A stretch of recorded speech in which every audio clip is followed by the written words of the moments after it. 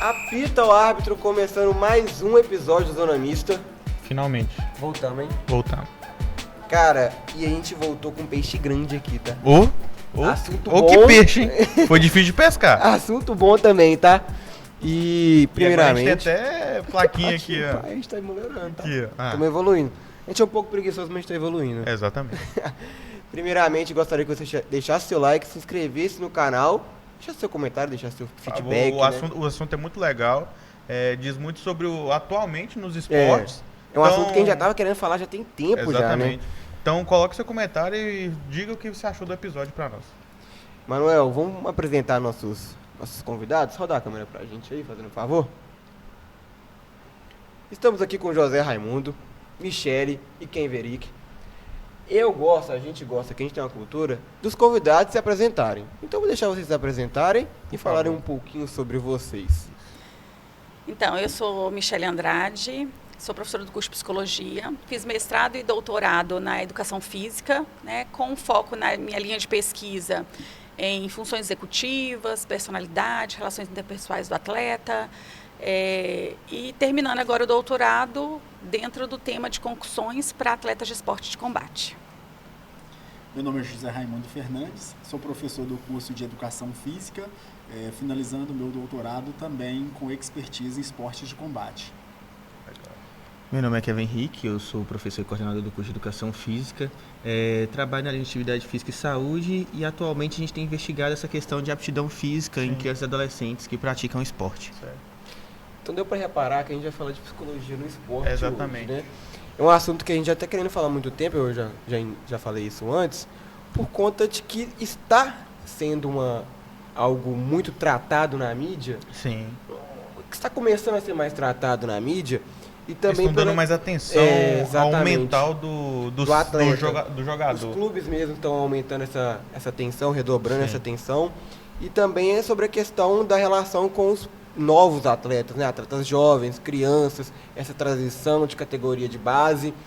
Que está cada vez mais cedo eles sendo contratados pelo clube e não sendo deixado desenvolver naturalmente. Não só no futebol, né? Não só no futebol, mas em outras áreas. E tem um caso que foi um pontapé, que eu queria já estar falando, que deu gatilho pra gente fazer, foi o caso do Vitor Roque.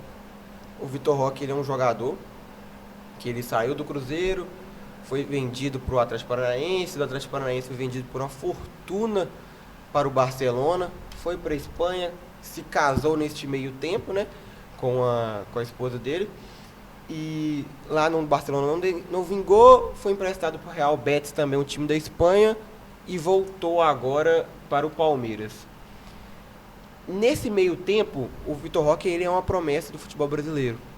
Coloca-se uma pressão muito grande nele e ele acabou não desempenhando um bom papel lá na Espanha. Aí você pergunta assim, e esse menino tem quantos anos? Esse cara tem quantos anos? 25? Já rodou tanto assim? 28? Não. Ele tem, no momento desse vídeo ele tem 19 anos. Tem 19 anos.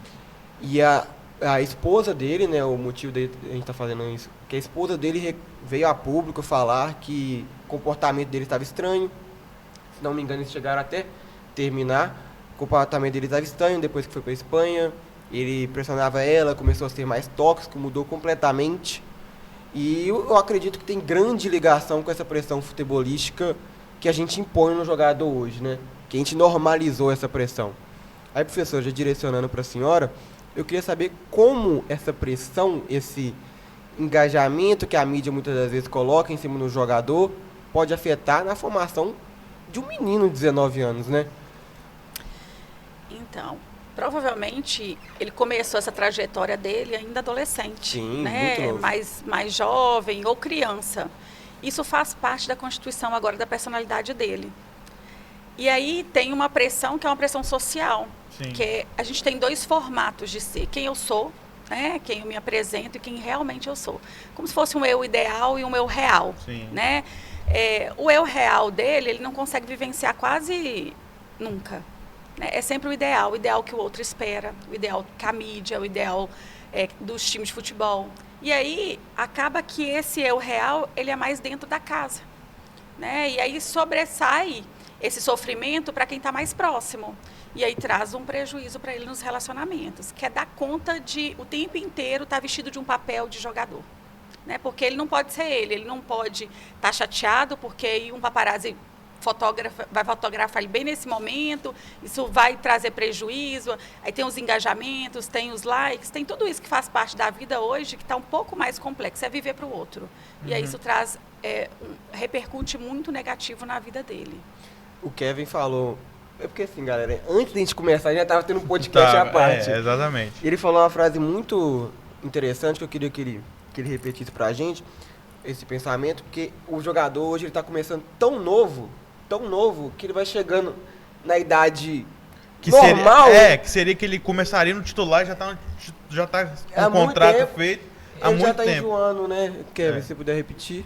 É porque na educação física, na psicologia, a gente estuda as fases, né, de desenvolvimento, tanto psicológicos, fisiológicos e funcionais. Sim. Então a criança ela vai desenvolvendo, o adolescente vai lapidando isso e tem a idade que antes a gente julgava, né, que era a idade madura, só que hoje pouco se respeita isso. Então pega uma criança e já coloca ele numa situação que, por exemplo, já é de um indivíduo formado psicologicamente e fisicamente. O que é a idade madura, assim, que diz fisicamente e psicológico? Então, dependendo da modalidade, né? Sim. A gente tem aí, vamos dizer, pós-adolescência, início da fase adulta, é onde a pessoa vai ter o ápice do desempenho físico dele, cardiovascular, muscular e tudo mais, mas também ele já vai ter uma preparação psicológica, ou a gente espera que tenha, né? Porque ele vai ter passado pelas fases.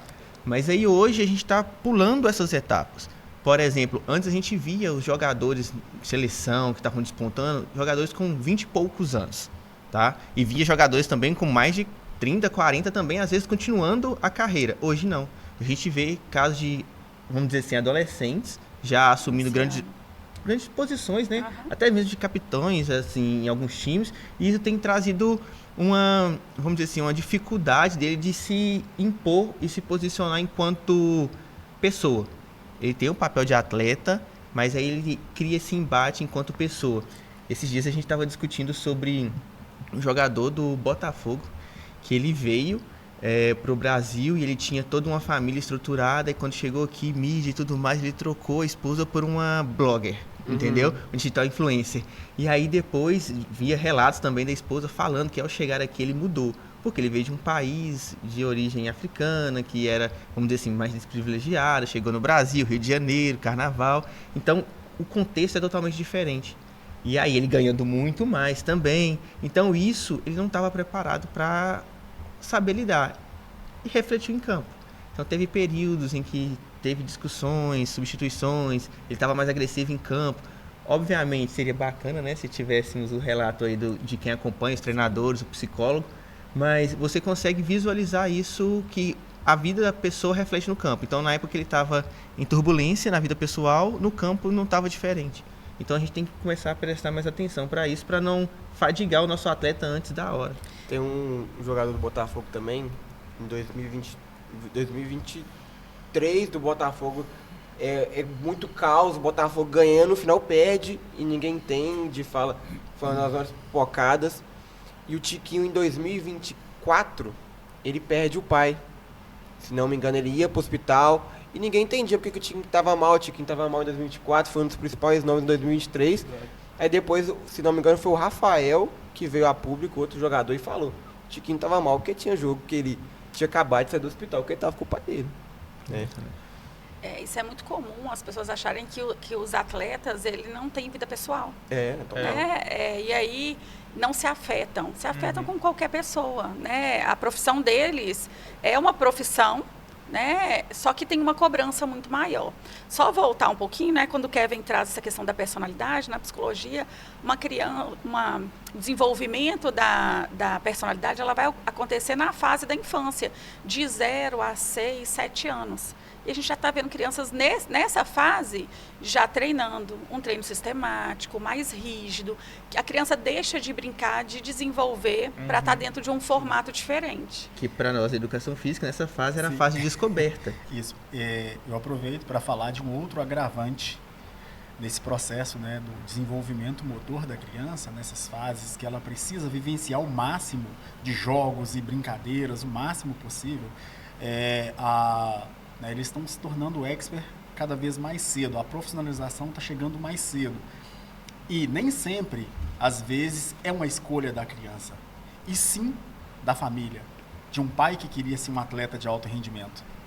E como ele não conseguiu, ele vai, de certa forma, né, uma certa coação, né, da criança, e ele quer que a criança consiga o máximo possível. E esses pais, às vezes, eles colocam os filhos nas escolas, nas escolinhas, e eles questionam, inclusive o treinador, num jogo-treino, por que o meu filho não está jogando? Por que ele não é titular? Se fosse tranquilo assim que eles questionavam, tava até de boa. Normalmente já é xingando o treinador. Sim. Então isso é muito forte. A criança está deixando de viver o momento criança de descobertas, né, de viver o seu desenvolvimento motor pleno, e estão indo para o alto rendimento cedo e não tem, às vezes, um momento, inclusive com a família. Inclusive com a família. Por quê? Quando se fala de performance, o treinamento são horas e horas por dia. Hoje a criança, ele não está vivenciando e indo para a parte técnica e tática. Então ele está queimando uma etapa e já direcionando para a parte técnica e tática. Imagina aí uma criança do basquetebol, por exemplo, né, com 16 anos, né, com o desenvolvimento já motor pleno para jogar, aí uma criança de 9 para 10 anos tendo que trabalhar técnica e tática de uma modalidade bem mais complexa, por exemplo. E outras modalidades, né, de forma geral. Então isso tem sido muito forte. A questão de você colocar a criança numa maneira de alto rendimento muito cedo traz um malefício muito mal para o físico da criança, então, no futuro? Essa discussão é complexa, porque quando a gente fala de atleta, a gente não está falando de saúde. Sim. Então a gente tem que parar com essa questão de atleta saudável. Não é saudável. Atleta é atleta, é uma profissão, ele vai dar o máximo, vai estar dentro do estresse, da pressão, porque é a função dele de ser atleta. O grande problema é quando a pessoa entra nessa situação sem ter conhecimento de tudo e estar preparado para tudo, tá? Igual o José falou, às vezes não é a própria criança que tem essa vontade, ou às vezes ele acha que é o que quer, quando chega lá e descobre, ele fala assim, não quero, mas não posso voltar atrás, porque meu pai, por exemplo, vendeu alguma coisa para eu poder estar aqui. Minha mãe abriu mão de tal coisa para eu poder ser... Minha família depende de mim. Exato. Ou eu posso, no caso do Brasil, que é virar uma chave e dar um outro estilo de vida para minha família. Então essa cobrança começa muito cedo. Então não tem o problema do precoce, mas da forma que ele ocorre. Porque se eu dou o subsídio, preparo a criança, estruturo o ambiente, a família, o suporte, e também dou a oportunidade de escolha, vai ser prejudicial, mas não tanto. Mas o que acontece é quando a gente faz isso tudo e tira da criança até mesmo o dizer não. Tipo assim, hoje eu não quero. Igual o José falou, que a criança ela tem que experimentar o máximo. Então eu vou levar ele para várias modalidades, fazer vários movimentos, explorar o próprio corpo. Que se aí ele virar e falar assim, eu não quero, mas eu quero seguir uma outra linha, ele consegue. A gente vem e especializa a criança, ela fala, não quero, mas ela também não sabe o que ela pode fazer. Porque ela só treinou aquilo, ela só sabe aquilo. E aí ela se vê como inútil, invalidada. E aí entra essas questões também, de tipo, prefiro continuar do que ter que recomeçar, eu não sei fazer outra coisa. E aí vira um atleta frustrado, ou aquela pessoa que toma ranço da modalidade. Do futebol, por exemplo, que a gente tem várias crianças que seguem aí até a final da adolescência, né? Começa com 4 anos de idade, chega numa fase e fala assim, não quero ver isso nunca mais. É engraçado, e se você for assim, tomar ranço do esporte, vou colocar na parte do futebol, muitos jogadores de futebol não veem futebol quando eles estão em casa, aposentados e tal, eles não veem futebol porque eles cansaram dessa vida. Estafou. Na psicologia a gente tem uma questão com isso que pode gerar algum transtorno, porque como o José falou, na psicologia a gente chama projetar, quando eu que sou mãe quero que o meu filho ou a minha filha seja um profissional, né? E aí um jogador de futebol, por exemplo. E ele vai validar, a família ela valida, e a gente valida isso através, eu não vou deixar de fazer porque é meu pai. E eu quero que meu pai, né, tenha orgulho de mim. E aí eu começo a fazer algo que não tá legal para mim, eu não sustento isso até o momento que eu não dou conta. Porque enquanto eu ainda dá conta de falar, não quero mais, mas quando ele vai perceber isso, ele já está adoecido. Aí já é mais complicado. Então, vou trazer o caso que a gente estava falando aqui no off também, que é o caso do Henrico. Henrico é um menino de 6 anos, que ele tem mais de 360 mil seguidores nas redes sociais. Estava em uma batalha aí, uma polêmica, que o Flamengo, ele era jogador do Flamengo. O Flamengo, Corinthians e Palmeiras estavam disputando para qual ele ia ter um vínculo, vamos dizer assim. É claro que não é um contrato profissional, mas é um vínculo ali com o clube. Um menino de 6 anos. Será que ele escolheu? Não sei, a gente não pode dizer isso. Mas você vê ele, as fotos no Instagram é uma parada até um pouco assustadora. Porque ele já tem, tipo, uma assessoria. É, uma assessoria. Vou dar um exemplo básico. Todo mundo aqui passou pela primeira infância, lá, jardim de infância, pré.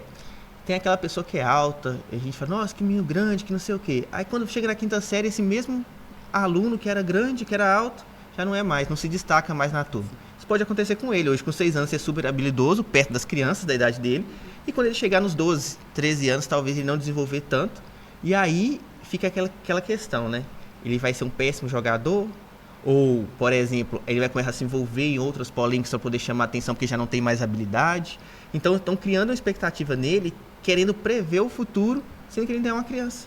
E tem um outro fator, né? Porque ele está formando personalidade. Ele só tem 6 anos. Né? E é uma personalidade que é sobre o olhar do outro. Eu só faço pelo outro, para o outro, né? Nunca por mim. E aí, quando isso não der certo, ou quando isso parar, ele vai começar a entrar numa crise de identidade. E assim, ele chegou num ponto que ele tem mais de 300 mil seguidores. Ele não consegue sair na rua pra brincar com os amigos ou pra zoar, tá correndo na rua, negócio tudo assim. Ele não tem uma vida de uma criança. Não, né? os vídeos dele é ele fazendo funcional, tipo assim, um menino de 6 anos fazendo funcional. Tipo assim, não sei se fisicamente isso talvez esteja errado ou não. Provavelmente não. Mas você vê assim, cara, menino de 6 anos. A gente pode olhar também, outro fator que ainda vai agravar mais, que vai ser a pressão do esporte. Então, psicologicamente, ele não está preparado e tem uma pressão por trás, né, do treinamento, do alto rendimento. Então, é constante. Muitos atletas, inclusive já de idade avançada, acabaram por desistir de uma carreira por não ter um preparo psicológico. Imagine, então, a criança nessa idade começar a sofrer as pressões, né, ligadas ao esporte. As cobranças constantes. Dá sorte, porque ele ainda não sabe ler. Né? Com 6 anos ele está aprendendo a ler agora, então ele não vai ler os comentários. Então, ainda ele está livre de alguma coisa, mas quando ele der conta disso, saber separar, porque a gente que é adulto... Quando tiver as críticas, isso, a gente que é adulto, a gente tem dificuldade de lidar com isso. Imagina uma criança que não foi preparada, que não tem uma vivência, não tem experiência de mundo e ainda vive numa bolha. Né? Porque ele não pode sair, ele não pode ter contato com outros colegas. A gente vai aprendendo as maldades da vida tendo contato, né? Aprendendo com o outro, com troca, com decepção, com frustração, com fracasso. Ele está privado disso tudo. Até por causa da assessoria de imprensa, que blinda ele todo. Que tudo que ele posta é pensado em alguma coisa, é para raciocinar por uma coisa para frente. Não é uma criança ali no Instagram dela. E aí a primeira frustração pode ser muito difícil de lidar. E outra, a gente está aí sempre falando, né, as doenças do século XXI, inúmeros adultos com depressão, ansiedade e tudo mais. Estresse. Pensa, nós, adultos, formados, conscientes, ainda passamos por essa pressão e ainda temos desfechos negativos. Pensa numa criança que está no meio disso tudo e sofrendo isso de uma forma exacerbada, né? Uma quantidade absurda. E outra, pensando no desempenho, ele vai começar a se comparar. Com que criança de 6 anos ele tem para poder se comparar, sabe? E aí ele vai começar a almejar talvez as pessoas mais velhas, os jogadores mais habilidosos e tudo mais. E se ele não atingir esse ápice, entendeu? Tá tudo bem? Ele pode, tipo, ser um jogador mediano, vai mexer na autoestima dele. Ou porque ele assinou um contrato, ele já tem que ser o capitão do time, o melhor atacante, sabe? Então ele já vai criar esses estereótipos e margem de erro muito cedo. E é esse que é o problema do precoce, né? Eu acho que tem uma questão nesse processo de maturação também, Por exemplo, muito jogador sai de casa muito cedo também. Muito jogador vai para outro estado, fica no alojamento e ali na fase dos 13 até os 16, 17 anos, é eles por eles. Não tem vínculo, né? Não tem já vínculo de com o pai, a mãe. É tipo assim, o contrato normalmente desses garotos é tipo anual. Tipo, cada ano ele tem que se provar cada vez mais para continuar passando pelos subs ali. Isso tudo longe da família. longe E da não família. é só isso, a expectativa da família aqui. Talvez algo de subsistência para quem tá ficando, né? E aí ele tem uma pressão que é uma pressão de habilidade enquanto profissional e uma pressão financeira, Sim. né? Para ajudar quem está lá. Eu vejo também muito disso, dessa pressão toda, jogadores que teoricamente não deram certo, que ficam pulando de time em time, de times de interior, para continuar esse sonho de jogador, para ver se estoura, ou porque a família depende dele e ele continuar ganhando um dinheiro ali. Exato. Às vezes nem é sonho mais. Às vezes é o que eu te falei. É Necessidade. aquilo. É necessidade, é o que ele tem. Uhum. Igual, por exemplo, uma vez eu conversei com um jogador de futebol. Ele voltou, veio cursar educação física. Eu falei assim, por quê? Ele falou assim, eu fiquei rodando em vários times de Série D e o salário que eu ganhava não dava para me manter na cidade. Aí eu parei e pensei, vou me formar. Uma área que eu tenho afinidade, que é a área do esporte, então por isso eu vim para educação física e ver o que vai dar. Criar uma nova perspectiva. E isso ele pensou por volta dos 27 anos. Mas tem pessoa que demora um pouco mais, Sim. entende? Ou também tem pessoas, por exemplo, pelo menos ele já tinha o ensino médio, concluiu tudo e foi fazer o esporte. Tem pessoas que param. Que param antes de concluir o ensino médio para poder se dedicar ao esporte. Uhum. A gente tem o caso do Jean Xera, né? O Jean Xera, ele surge no Santos, ele vem, acho que se não me engano, do Mato Grosso. Era Neymar, Gabigol e Jean Xera. Aí fica aquela... Quem vai despontar mais? O Jean Xera já tinha contrato de 50 mil, o Neymar também, muito cedo, já tinha contrato de 50 mil. O pai dele era um empresário, o pai dele teve atitudes de pai, vamos dizer assim, contestáveis, vamos dizer assim, e acabou não dando certo, acabou brigando ali, acaba brigando com outro, sai de um clube, vai pro outro, vai dando certo. O cara que era para ser parceiro do Neymar, acabou. Agora tá treinando para virar técnico, que é a área mais que mais se assimila. E só mudando aqui que o José falou uma questão sobre a questão da criatividade da criança. Hoje a gente reclama muito do jogador, o jogador tá muito robotizado. Isso é realmente uma verdade dentro de campo. O jogador muito robotizado, eu acho que é muito tem ligação com essa questão dele muito cedo ter que cumprir princípios táticos dentro de campo, vamos dizer assim. Você só pode correr até aqui, você não pode, você tem que voltar para marcar, você não pode driblar, você não pode errar, você não pode chutar. E no momento que é para a criança ser criativa, despontar o lado criativo, sim, ele não desponta. O interessante é que, antes dele falar, é que você me mandou um texto falando sobre artigo, né? Um artigo de onde veio o drible no Brasil, que veio até por uma questão racial, que eram os negros, eles com medo de encostar nos brancos, eles arrumaram um jeito de passar com a bola sem encostar, que aí veio o drible. Então, você tirando essa criatividade da criança, você acaba matando uma coisa que é cultural brasileira. E isso é tão importante, deixar a criança vivenciar. Eu trabalho com crianças.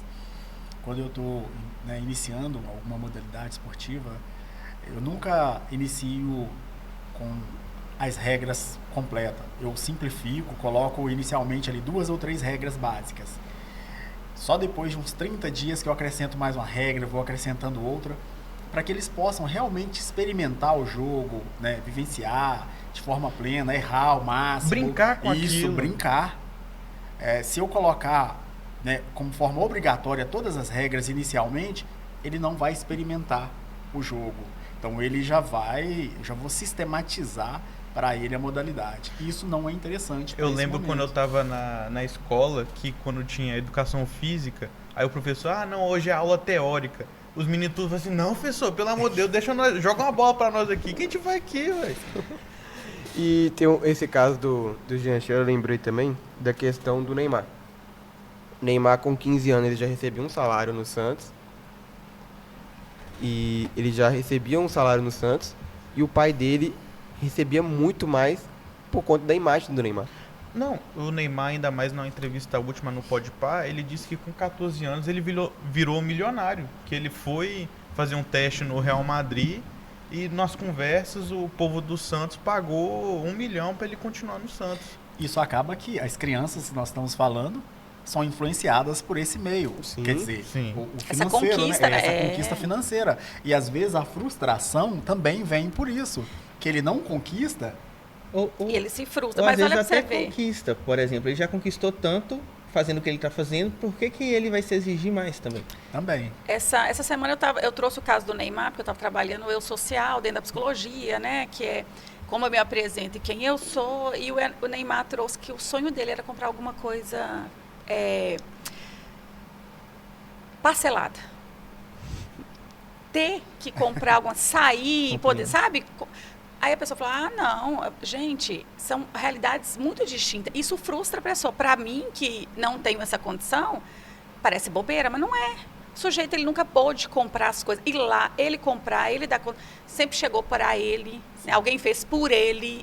Ele não é, ele é meio que um fantoche. Ele conta também nessa entrevista do Podpah, quando ele era, tipo assim, ele tava nos seus 13, ele tava com os seus 17 anos, ele já tava jogando no Santos, e ele foi comprar uma coisa no shopping.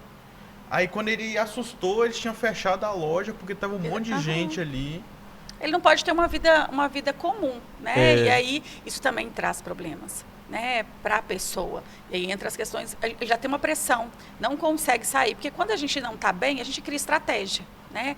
Qual que é a estratégia que ele pode ter? Tirando ter um acompanhamento profissional em casa, né? Porque é difícil até para ele deslocar em casa, ele não tem uma outra possibilidade. Ele não pode sair, ele não pode viajar, porque qualquer coisinha que ele faz, cai na mídia, cai em forma de recorte. Pode até ser que não seja. Uhum. E a gente vê um caso que parece que quando ele era mais novo, ele tentava se comportar como o mais adulto possível. Sim, e hoje ele E hoje ele tenta reivindicar. A gente chama na psicologia de mecanismos de defesa. Tá? E aí, os nossos mecanismos de defesa são formas que a gente aprende a se comportar durante a infância. Qual era a infância que ele teve? Nenhum. E aí ele tem muitos comportamentos regressivos, né? Que é aquilo que a gente chama, quando a gente é adulto, a nossa maneira de comportar é conversando. Sim. Se eu estou brava, se eu estou chateada, eu preciso me posicionar, conversar. A pessoa que tem um mecanismo de defesa regressivo, ela vai o tempo inteiro se comportar como criança. Cair no chão, pegar pirraça, né? Bater porta. A pirraça que eu vejo hoje do Neymar, até que você vê assustado, ele respondendo torcedores na internet. Reativo, né? Exato, ele é hiperreativo. Porque ele perdeu essa questão de habilidade cognitiva. Social, de conversar. E até mesmo eu percebo que ele perdeu um pouco do repertório, porque ele foi limitado. Justamente na fase que era para ele poder ter o melhor do improviso, da habilidade, ele foi limitado e foi forçado a ter redução técnica, né?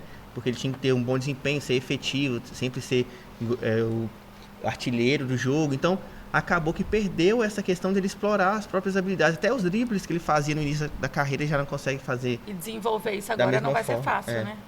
Depois de adulto. Total. E o Matheus, a gente falou das redes, eu acho que não só no futebol, né? Não só no esporte, as redes vieram com um peso ainda maior para assimilar. E a gente tem, puxando mais para os adultos agora, né? Vamos falar assim, muitos adultos com jogadores mais velhos que recebem ameaças na família, né? Perde um jogo e o torcedor louco, né? E não é um caso isolado. Não é um caso isolado, recorrentes. De tipo assim, o time foi eliminado por causa de um erro desse jogador. A família dele é ameaçada de morte, de tipo, você não pode sair de casa. A rede social, ela não tem muito é uma terra sem lei, né? Porque é difícil da pessoa localizar isso. Então, você abre uma conta aqui e você é qualquer pessoa. E aí você consegue dar conta disso, né? E você consegue criar fakes também, tipo assim, que você não rastreia de jeito nenhum. Sim. Você não coloca sua foto, não coloca nem aí, nada. Para pessoas que são jogadores, atletas, isso é muito complicado. Isso que hoje eu vejo que as pessoas tratam as outras pessoas, né, os atletas principalmente, como ferramenta de jogo. Quando a gente jogava o Fifinha lá em casa, hoje a pessoa enxerga que porque torce pro time, ele tem o mesmo direito sobre aquela pessoa como ele tem no jogador, que ele tem no videogame. Então, se o cara não atende à expectativa dele, ele tem o direito de ir lá e xingá-lo, de humilhá-lo, fazer postagem, produzir conteúdo. E tipo, não é bem assim que funciona. Além de atleta, ele é uma pessoa. Pode ter alguma coisa que naquele dia não deu certo e por isso ele não teve o desempenho esperado. E vice-versa. Assim como todos nós, um dia do trabalho tem um dia que a gente não tá bem. Só que aí não. Eu sou aqui o patrão, né, do time inteiro. Então qualquer coisa que acontece eu me vejo na função de ir lá cobrar. E muitas das vezes sem filtro. A pessoa não percebe essa questão de tipo... Como que o atleta vai receber isso? Ele acha que vai ser xingado e ele vai voltar no próximo jogo e... Jogar mais. Jogar bem. E esse caso, nas redes sociais, o torcedor que vai lá xingar, que comenta, talvez é um torcedor que aquele comentário vai ser um comentário a mais. O problema está quando imprensa, eu falo como estudante de jornalismo, futuro jornalista, pessoas com palco, apresentadores, programas esportivos, disseminam isso no ar, né? Então, quem está assistindo, quem está com o celular na mão assistindo o programa, o comentarista vai lá e xinga e fala assim, verdade. Vai lá no Instagram, desce a lenha, né? E a pessoa trabalha todo dia, a semana toda, chega em casa cansada, que a única coisa, o lazer dela é ver o time dela, o cara erra, logo após o programa de esportivo, o cara tá xingando, é a única coisa que ele tenta disseminar isso, né? Eu acho que a gente tem que ter esse filtro. Eu acho que é o filtro. Eu acho que essa dificuldade, eu acho que as pessoas, até nas redes sociais usam filtro, né? No sentido, mas né, é para esconder um pouco, né? Eu acho que isso tudo acaba trazendo um processo diferente. Eu falo sem esse filtro, porque eu não estou preocupado com o que o outro vai pensar, eu posso dizer o que eu quiser. E aí a gente esquece da questão da educação, do bom senso, né? Se perdeu. E eu acho que eu tenho direito sobre o outro, né? Como o Kevin disse, se eu torço para esse time, eu posso fazer isso. E aquele jogador tá jogando no meu time, eu tenho o direito de ele, se não for bem, acabou para mim. Na verdade, o atleta ele é tratado como uma máquina, né? Com a máquina. O controle da sua TV parou de funcionar, você fica nervoso e taca ele na parede. Então as pessoas... Ou troca. Então as pessoas acabam fazendo essa comparação com o atleta. Recentemente teve o caso do Gabigol no Cruzeiro. Eu vi a galera descendo em massa para assistir o jogo, botando uma expectativa absurda. E aí não aconteceu o que todo mundo estava esperando. E aí a galera começou a macetar ele na rede social e também na vida pessoal. Eu vejo pessoas em rodas de bar ofendendo como se tipo assim, fosse a última coisa do mundo, sabe? Sabe o que eu acho engraçado, mas de uma forma, né, que não é muito adequada? As pessoas elas não conseguem fazer uma avaliação sobre o que aconteceu, né, de uma forma técnica, né, uma forma mais humana. O que será que aconteceu por trás desse atleta? Porque o que marca é uma situação específica. O cara é bom o tempo inteiro, mas em uma situação específica, e isso fica registrado na vida dele. Para ele, isso tem um peso muito grande, né? Porque ele quer continuar nesse caminho de sucesso. E quando vem, a crítica ela não vem para construir. Olha, talvez se ele tivesse feito dessa forma, se ele tivesse buscado ajuda, será que ele não estava bem fisicamente, tecnicamente? Não, ela vem já afetando, às vezes, ameaçando família, porque aí desestabiliza o sujeito, né? E existe uma diferença do jogador de alto nível, por exemplo, jogador do pior time da Série A, para uma pessoa comum em nível de futebol, de praticar. Tem gente que fala assim, eu faria melhor do que ele. E é muito grande. E essa diferença passa muito pela psicologia, pela confiança do jogador e pelo contexto.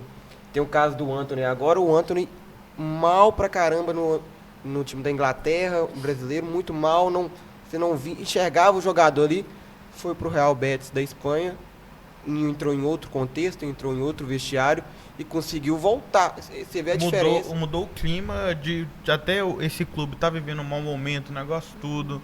E aí ele foi para outro clube que era uma coisa mais tranquila, torcedores mais tranquilos. Esse contexto de confiança, eu queria até que o José Raimundo falasse sobre a questão da criança, por exemplo, no desenvolvimento nessa transição de categorias. A gente fala quando é transição de categorias, geralmente transita quem está mais confiante. Como é que essa questão da confiança é tratada com as crianças? Bom, a criança, na verdade, se nós colocarmos na proporção, talvez nem 50% vai ter essa confiança ainda. Então, o que a gente precisa analisar?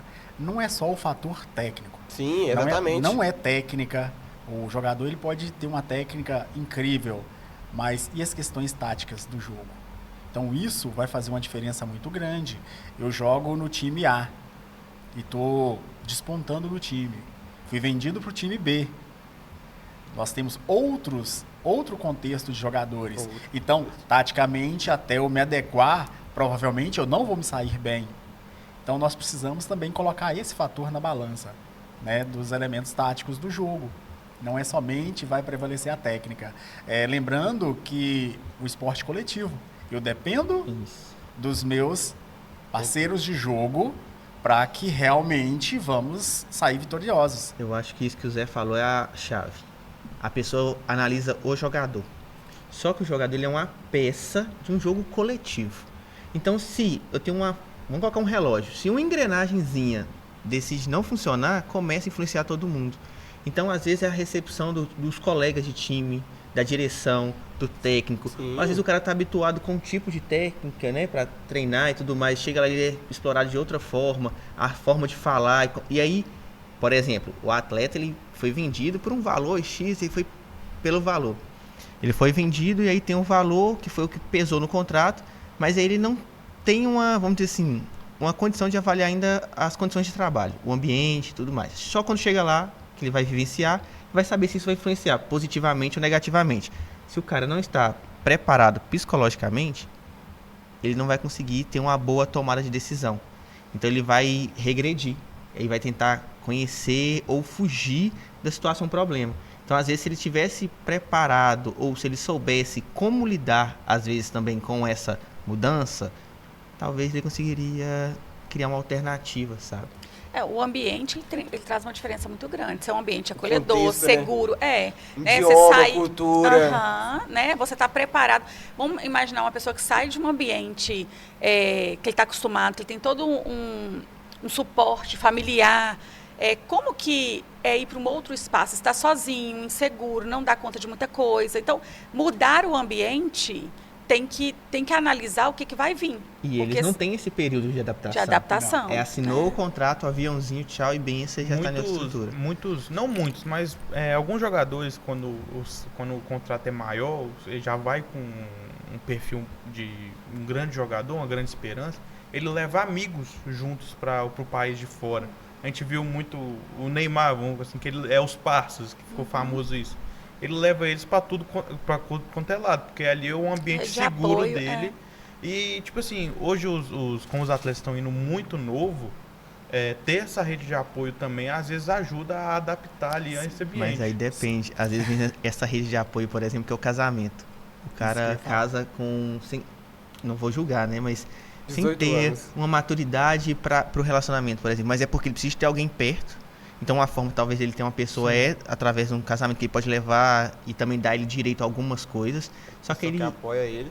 Exato. E, por exemplo, tem times que você só pode entrar se for realmente a sua esposa, que pode entrar em campo, pode te assistir, coisas do tipo. Então, às vezes, por causa das regras, a pessoa se coloca numa situação.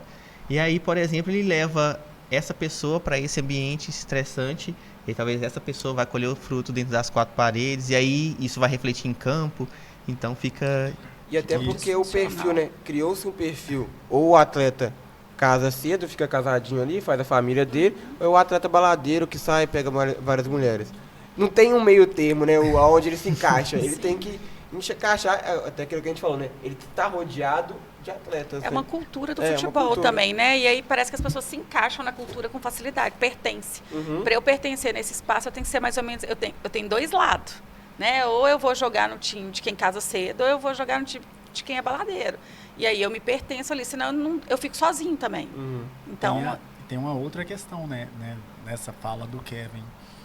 Se o atleta ele assina um contrato com 16 anos, como que ele vai levar os amigos dele também de 16 anos? Exato. Os amigos estão pensando em ingressar numa faculdade, né, seguir uma carreira. Então, isso é outro fator que vai distanciar ele da convivência mais próxima.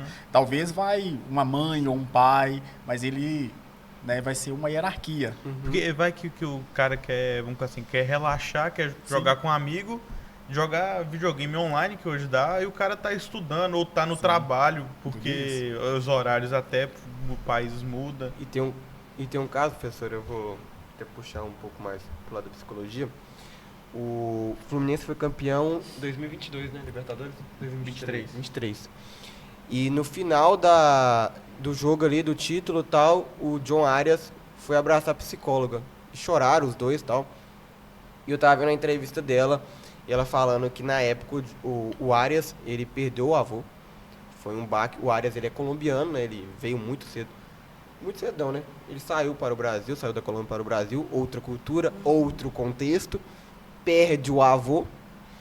E como a psicologia pode ajudar nessas perdas pessoais não contribuírem, claro que é impossível, afetar, né? né? Não é Não possível afetar o rendimento dentro de campo. Então, ele vai trabalhar um pouco a questão do luto, né, que precisa ter esse preparo para ele entender, e o autoconhecimento do atleta, entender que isso faz parte da vida. Lógico que o luto é algo muito específico, tá? Não é e só... particular também, Sim, né? cada um tem o seu tempo, não tem um prazo. Perdi alguém, quanto tempo? Não tem tempo, porque cada um é cada um, né? E aí cada um vai dar conta disso. O luto foi um exemplo, mas provavelmente ela estava com ele há muito mais tempo nesse acompanhamento, né? Para dar... Hoje, os times de grande proporção têm uma psicóloga no clube. Nem todos, né, ainda. Nem todos ainda, mas tipo assim, todos estão buscando uma psicóloga, e quando sai a notícia que o time ainda não tem uma psicóloga, você vê comentários assim, como é possível esse time ainda não ter uma psicóloga Então, o trabalho para os jogadores é um trabalho de autoconhecimento e conseguir lidar com essas pressões do dia a dia. Na verdade, todo mundo precisa fazer um trabalho de autoconhecimento. Se a gente pergunta assim, quem é você, Vitinho? Difícil. Né? Como que é difícil a gente entender quem é a gente? Então, um jogador que não passou pelas fases do desenvolvimento de forma correta, né?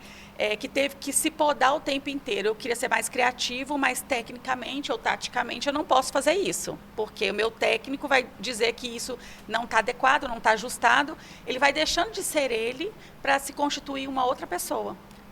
Quando adulta, a gente passa por algumas fases. Por exemplo, entra numa crise existencial, quem sou eu, o que eu gosto, né? O atleta não é diferente, ele vai passar por essas fases. Então, o psicólogo ele vai ajudar ele a fazer um trabalho de autoconhecimento e lidar melhor com essas pressões do dia a dia, com as relações interpessoais. Porque trabalhar coletivo não é fácil não, né? Ter mais pessoas para ajudar, concordar ou não concordar dentro de um trabalho. Você imagina no grupo, né? No futebol, que um errinho coloca o time inteiro em risco ou perde, né? Não precisa necessariamente ser risco ou perde. Mas quando também é uma coisa que você fez para valorizar, a gente não dá tanta ênfase, né? Fulano desembolou, fez o gol, matou a jogada, pronto. Morreu, fez mais que a obrigação dele. E tem um caso muito interessante. Na Copa de 50, o goleiro do Brasil, ele falha. No gol, o Brasil perde dentro de casa para o Uruguai, é um vexame assim, histórico. E o goleiro, ele fala, a maior pena no Brasil é tanto, a minha foi pena pro resto da vida. Ele saía velho depois e sofria crítica numa época que nem tinha rede social ainda. Sim. E tem um caso também, um caos, né, engraçado nessa Copa, não nessa Copa, mas na Copa de 58, que eles levam um psicólogo pra seleção, pra Copa.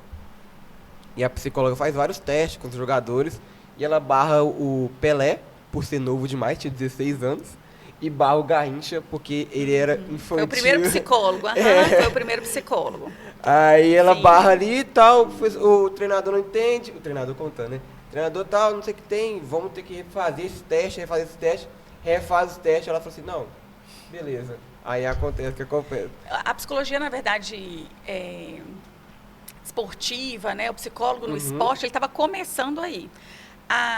Quando a gente faz testagens, quando a gente descobre personalidade, ele estava falando da personalidade. O Garrincha foi um atleta que deu muito trabalho, né? Ela não estava errada, né? Tipo assim, a gente está falando em 58, o Pelé tinha 16 anos. Sim. Você barrar o Pelé por ser infantil, tá certo.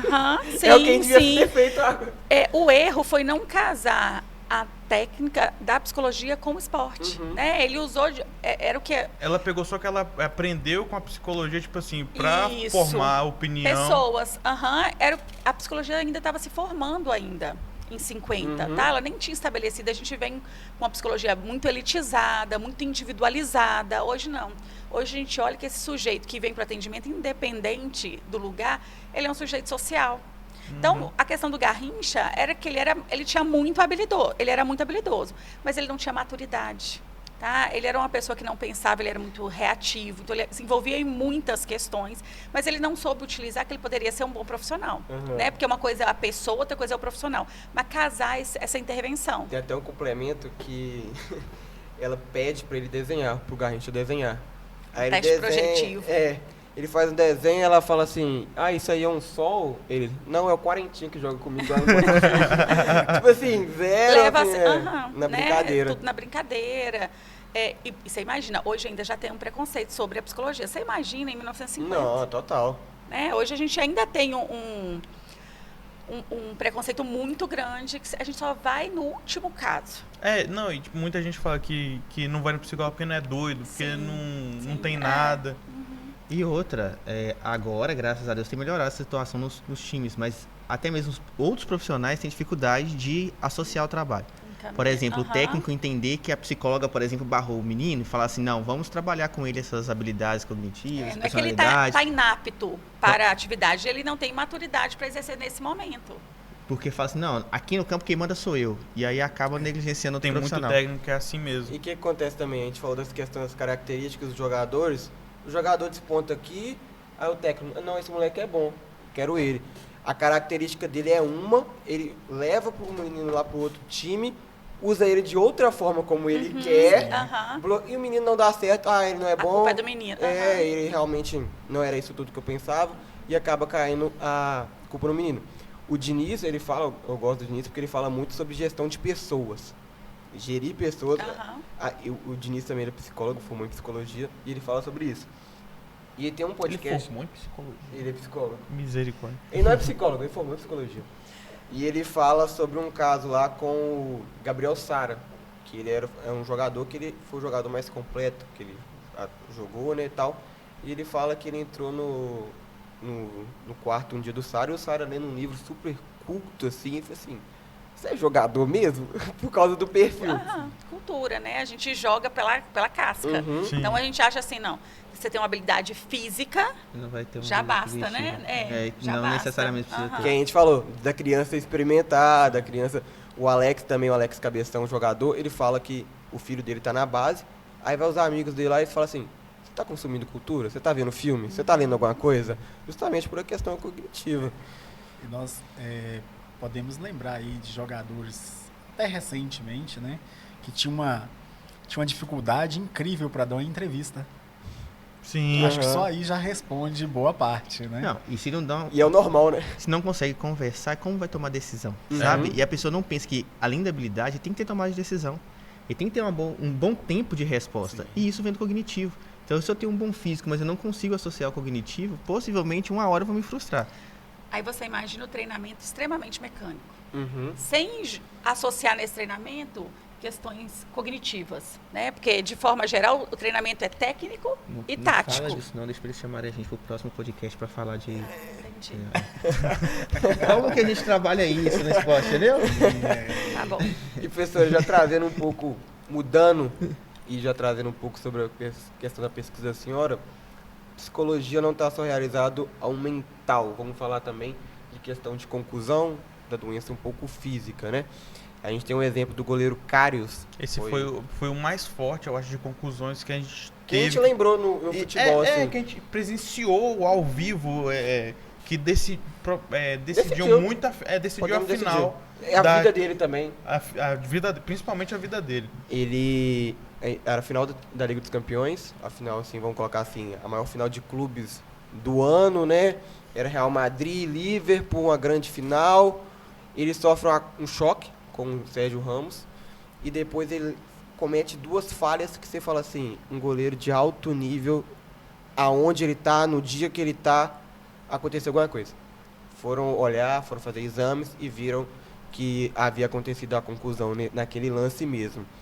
Aí eu queria, através da pesquisa da senhora, de vocês, né, no caso, que elaborasse um pouco mais como essa conclusão vamos abranger no esporte, no futebol a gente acaba que não vê isso tão comum, a gente tem na futebol americano também, que é bastante comum, como isso vai prejudicar o rendimento do jogador nos próximos anos? Só para completar, hoje em dia no futebol, o médico ele está autorizado, se o médico lá que atende ele vê que é concussão, o clube tem a liberdade, o técnico, de fazer uma substituição a mais do jogador que sofreu a concussão. Sem contar que choque de cabeça para na hora, independente da situação. Então, a gente tem uma coisa boa, né?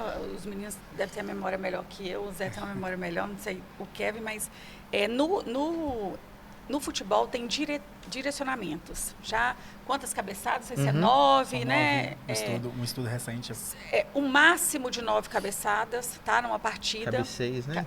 Não pode, hipótese nenhuma, aumentar, porque já tem risco de ter uma concussão. Sério? Hoje em dia a gente não pode treinar a criança, por exemplo, ficar dando toquinho. Isso eu sei, mas eu não sabia mais. que, tipo assim, no jogo de alto rendimento, o jogador ele tem que... Tem uma orientação de já. não dar mais que 9 cabeçadas. Sim, tem uma orientação. Porque o que acontece? A concussão, a gente não vê em exame de imagem. São pequenos, por isso que é difícil de avaliar, tá? Você faz uma ressonância, não sai. Hoje a gente utiliza para avaliar a avaliação cognitiva, mas aí ele já vai estar perdendo função cognitiva. Porque a gente só identifica quando há o prejuízo. A gente não consegue ainda identificar na hora. Eu sei que você teve uma concussão, então eu começo a te acompanhar. Mas para isso eu tenho que ter uma avaliação de base antes. E aí a gente não tem. Você nunca fez um teste psicológico, né, das funções cognitivas. Eu vou começar de você de onde? Então a gente precisa ter uma testagem antes, inicial, desse atleta, para depois acompanhar ele anualmente. Então, na pesquisa que a gente desenvolve é com atletas de MMA, que é muito diferente. O objetivo do esporte é derrubar o outro. É bater na cabeça do sujeito, né? Dar um soco e jogar ele no chão. Levar então, nocaute ou submissão. O que acontece? É muita pancada na cabeça que o atleta E você vê recebe. muito atleta caindo e duro, assim, travado.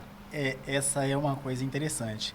Então, se nós temos as diretrizes, né, que o estudo apontou, a partir de 9 cabeceios já há indícios de concussão, só que nós precisamos lembrar que o atleta, ele também tem quedas. Por exemplo, né, choca um contra o outro e acaba caindo. E nesse momento que ele cai, né, o cérebro vai chocar contra a parede craniana também. Então isso aumenta os indícios de concussão no atleta, que nem sempre é observado. Por exemplo, subiu eu e o Kevin para cabecear a bola e naquele choque mecânico ali vou cair para o lado esquerdo e ele para o lado direito, só que ambos vai ter esse chicoteamento aí, onde o cérebro vai chocar contra a parede craniana. Isso a longo prazo. Isso a longo prazo vai afetar o cognitivo. É um prejuízo muito grande. E aí você começa a identificar primeiro onde? Na memória. Prejuízo de memória. É o que aconteceu que você falou da falha. Não, e o Karius, se eu não me engano, ele conta que ele não lembra do jogo.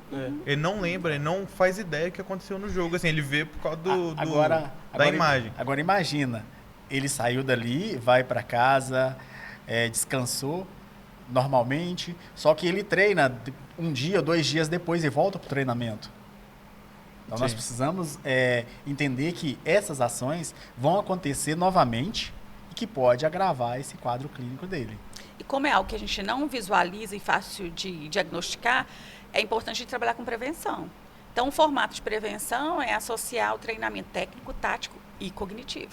Aí a gente tem uma dificuldade, porque a galera da atividade física, ele quer fazer tudo corporal.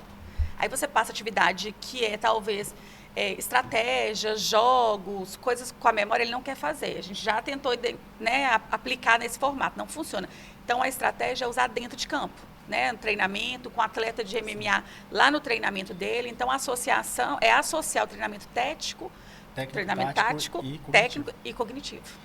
E aí a gente volta de novo. Melhor fase para fazer isso é na infância. Porque se você cria a criança já com esse hábito de treinar técnico, tático e cognitivo, já vai chegar um indivíduo maduro, adulto, com a cognição mais preservada, mais desenvolvida, e a gente consegue até mesmo comparar para ver se ele está tendo perda ao longo dos treinamentos, dos jogos e etc. Então, se a gente não tem um parâmetro de base, não tem como saber o que aconteceu, mas se a gente também não adaptar e criar situações para que esse atleta familiarize com essas técnicas, né, de cognição, dificilmente ele adulto vai aceitar. Porque eu não fiz nada disso até hoje, por que agora eu tenho que fazer? Eu tô bem, né? Eu tô Sim. bem, não tô Sim. precisando. Quem começa a identificar nunca é o atleta. Ele não percebe que ele está tendo prejuízo. Então, é a esposa, é a mãe, os colegas. Nossa, ele fala a mesma coisa o tempo inteiro. E aí, quando você vai conversar com ele, não estou percebendo nada. Prejuízo altera muito, né? A gente tem o desenvolvimento da nossa personalidade no lobo frontal, né? Bem na frente. E aí é muita pancada. Ele altera a personalidade de um ponto ao outro. Era uma adolescente, um jovem muito extrovertido, passa a ser introspectivo. Ou era muito introspectivo, passa a ser extrovertido. E outra coisa que tem um prejuízo muito grande é o freio, controle inibitório. É zero. Começa a ser uma pessoa com brincadeiras agressivas, forma de falar agressivo, tá? O controle inibitório fica quase nenhum. E aí vai trazer outros prejuízos. Não consegue. Você imagina na luta que a pessoa tem milésimo de segundo para tomar uma decisão entre se ele dá um nocaute ou se ele faz uma esquiva. Se ele piscar, ele entrou um golpe. Ele tem que ser muito rápido. Então, quem tem esse prejuízo já tem lentidão de pensamento, né? Então, isso vai trazer prejuízo para a tomada de decisão assertiva. É um prejuízo muito grande para o atleta. Eu vejo a questão dos lutadores que eles começam a sofrer com, vamos colocar assim, a demência. Eu vejo muitos lutadores com demência. Depois que para de lutar, tipo assim, no seu estudo você vê lutadores que já começam esses casos avançados durante a vida de luta já? Ou só após? A gente tem atleta com 28 anos que já está em processo de demência. Tá? Que isso? É mais ou menos um cálculo que a gente fez, né? Assim, por alto, não vou falar ele certinho, não. Foi 6 mil pancadas na cabeça no ano. Não, e isso porque a gente pancada. filmou. A gente filmou, tá? Fora, sei lá, o que acontece no off, sabe que normalmente o lutador tem esses treinos, Sim. sabe? Aham. Então, isso... Tem outras questões, né? Tem a desidratação, que traz prejuízo cognitivo, né? O atleta está sobrepeso e ele Ele tem que precisa... chegar no peso. Aí ele tem um prejuízo, né? E aí, no futebol é o mesmo formato, né? Mas no esporte combate, nós vamos marcar um outro momento para falar do esporte combate. E galera, assim, já passou, deve ter passado de 1 hora já, né, Manuel? Por aí, né? E assim, eu tô vendo que a gente ficaria aqui, assim, muito tempo conversando. No mínimo 3 horas No mínimo 3 horas. pra falar tudo. Acredito que os professores devem ter aula daqui a pouco e eu também tenho aula agora. Então, assim, vamos ter que encerrar por aqui. Muito obrigado. Acho que foi um papo enriquecedor muito em questão de conteúdo. Vocês trouxeram muita coisa pra gente. Papo cabeça. Um papo bem cabeça. Estamos à disposição. Mas é isso, muito obrigado de coração mesmo. Se eu pedir o like antes, agora com todo esse conteúdo que você absorveu, conteúdo Por favor, enriquecedor, né? por Por favor, favor, né? deixa o like, se inscreva no canal. E comente se você quer parte 2 com Com os nossos tem que ter, professores. né? Tem que ter. Ficou muita coisa sobrando muita ainda. coisa. Professores, muito obrigado mais uma vez. E é isso. Apita o árbitro, encerra o jogo. Finalizamos mais um episódio. Mais um. Valeu. Falou.